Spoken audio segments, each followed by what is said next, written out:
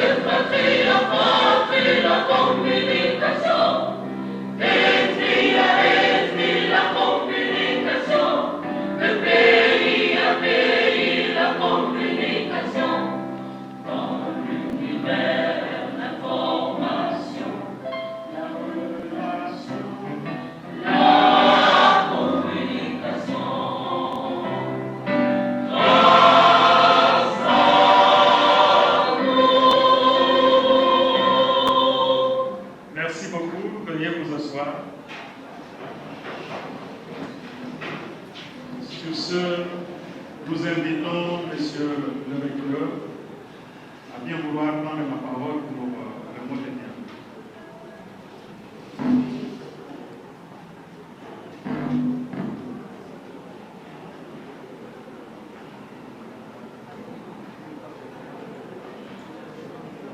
Je pense que pour une telle circonstance,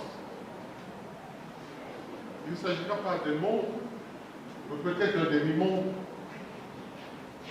un contenu assez évocateur. C'est, comment dirais-je, inédit, reste, d'après ma connaissance, que nos étudiants de notre université vont assister à un phénomène culturel, parce que nous sommes bien les médiateurs de ce phénomène. Vous verrez que ce qui va être présenté par Massoum de Brendé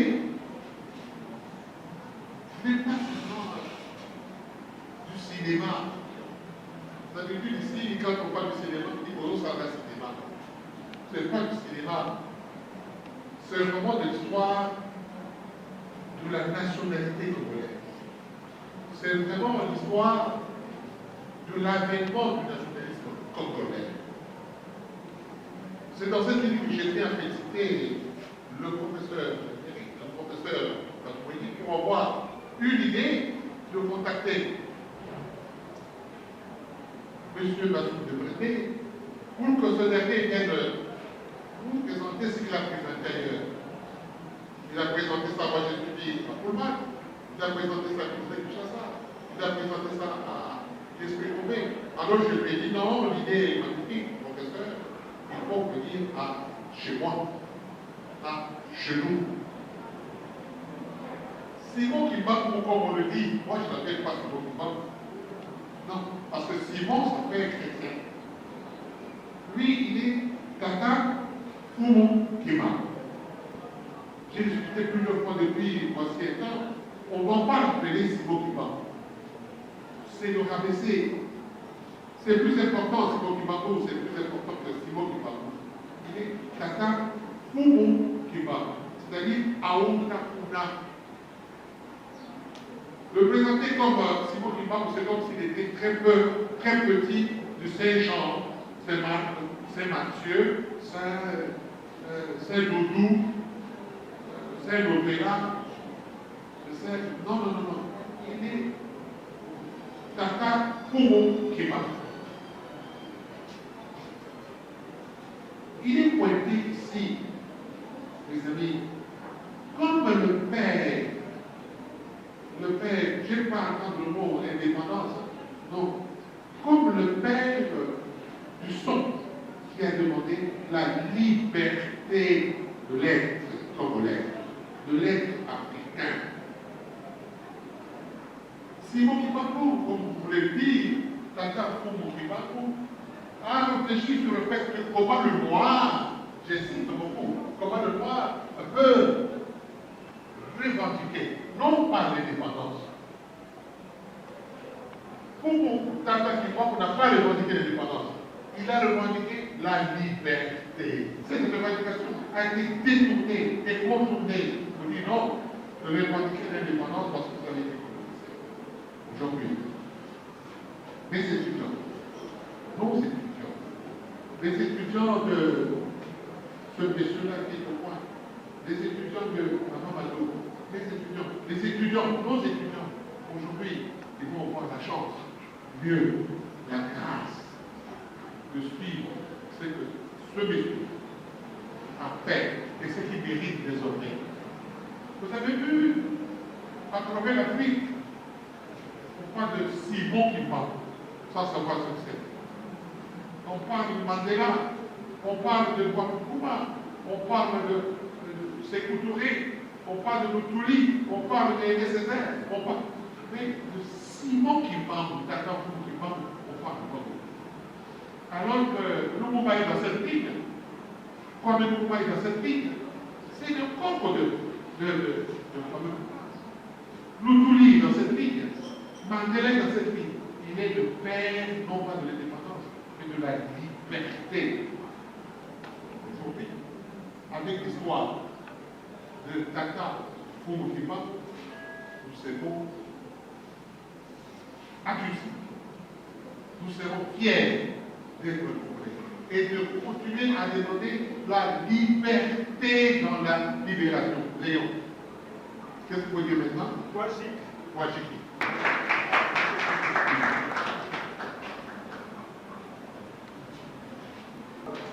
Celui qui vous parle s'appelle Nungi Mambindi, alias Bazoum. Je n'ai plus de prénom étranger. Parce que nulle part, j'ai trouvé un Congolais et un étranger qui a porté le nom congolais. Alors c'est parmi la lutte de désaliénation mentale. Moi je suis catholique à 250%. Mais l'honnêteté fait qu'on reconnaisse quand même les valeurs du pays. C'est pourquoi j'avais décidé, en tant qu'artiste, de contribuer à la promotion de cet homme. Lorsque j'ai dit Simon Kimbangu, le prof, recteur a dit que c'est Fumu Kimbangu. Exactement. Mais le film, lorsque que nous projetons lorsque nous sommes en 1921, lorsqu'il démarre Simon Kimbangu. C'est plus avec le temps, lorsqu'il commençait maintenant à se confirmer comme, et finalement, c'était Simon Kimbangu. Donc moi, je suis à la genèse. Cette œuvre est en train de circuler à travers toutes les universités et instituts supérieurs. On a commencé par l'Église, on a commencé à l'Académie de Beaux-Arts, à l'UPEC. Samedi, nous étions à ISP Bandaoun. Aujourd'hui, nous sommes ici. Dans 4 jours, nous allons répartir au Congo central à l'Université Congo. Et si tout marche, au mois de mai, nous serons à Bruxelles et à Anvers. Parce que moi, j'ai comme combat faire connaître Kimbangu par des non-kimbanguistes. Parce que moi-même, je ne suis pas kimbanguiste. Mais je suis avec Kimbangu. Applaudissez pour les recteurs. Merci beaucoup.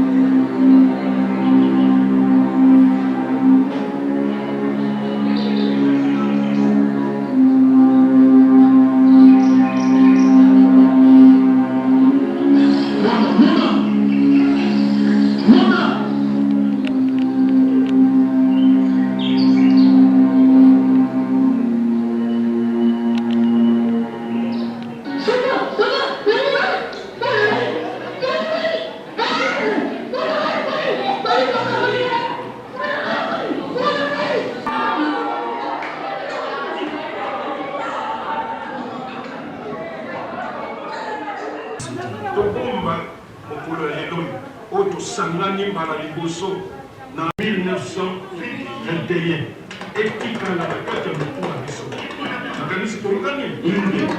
Et je pense que ce film fera office de carte de visite désormais. Généralement, lorsque l'on cherche des moyens pour produire, pour réaliser un film, eh bien, on a tendance à demander, mais qu'est-ce que vous avez déjà réalisé? Qu'est-ce que vous avez déjà produit? Montrez-nous vos capacités, vos compétences, pour que nous puissions vous confier des moyens conséquents, afin que vous puissiez faire autre chose. Eh bien, M. Massoukou, mon ami Lébrindé, considérez ceci comme une carte de visite que vous avez désormais et qui va vous ouvrir des portes pour l'avenir. Et moi, je souhaite que peut-être dans quelques années, on verra si ce sera peut-être avec les mêmes étudiants, mais qui auront grandi, évidemment, en âge et en classe, ils auront grandi. Je voudrais que dans quelques années, on puisse se retrouver ici pour regarder un autre film historique. Qui pas qui sait? Bonsoir. Bonsoir, monsieur le recteur. Félicitations à l'artiste Massoumou. Moi, j'étais heureux de suivre pour la deuxième fois ce film parce que je le suivis pour la première fois au Centre Wallonie-Bruxelles, juste ici à côté. Et moi, j'ai eu une question en fait. D'abord, une observation. Aujourd'hui, nous, Congolais, nous avons la chance de regarder un film documentaire, un film historique, monté, écrit, en fait, l'artiste a donné la biographie de Simon Kimbangu, mais cet artiste-là qui a réalisé ce film-là, c'est un Congolais. Au moins, on est sûr que ce n'est pas une histoire truquée par les Blancs ou par les Occidentaux. Nous avons eu cette chance-là aujourd'hui d'avoir un artiste que nous connaissons, qui nous a fait grandir. Nous l'avons vu à la télé, et lui, il a parlé de l'histoire d'un de ses pères. Et ça, c'est ce qui me plaît particulièrement. Et la question en fait à l'artiste est quel est le système de diffusion que vous avez eu à mettre en place pour pouvoir étendre ces films au niveau du pays? Parce que la première fois c'était au Centre Wallonie-Bruxelles, peut-être que la deuxième fois ça sera à l'Institut français, mais dans les recoins, dans les milieux moins huppés de Kinshasa, comment faire atteindre ces films à toutes les couches de la population congolaise? Merci. Le Congo, le Congo restera uni à jamais. Voilà un fils du pays qui souffre en partie de la bouchure, on l'amène par ici, et pour rentrer, il rentre par là, et il s'en va au le cercle. Vous allez vous écouter le Lumumba comme ça aussi. Lumumba comme ça aussi. Lumumba comme ça aussi. C'est extraordinaire. Le cercle. Vous allez chercher le nationalisme. Mais je félicite encore une fois ceux qui ont compris que le moment était arrivé de prendre les études au sérieux, de comprendre que vous êtes le bien du bâtiment. Avec yo culture, avec yo avec yo avec yo yo bien tombolo des amis ma vie de la diamou. Léon.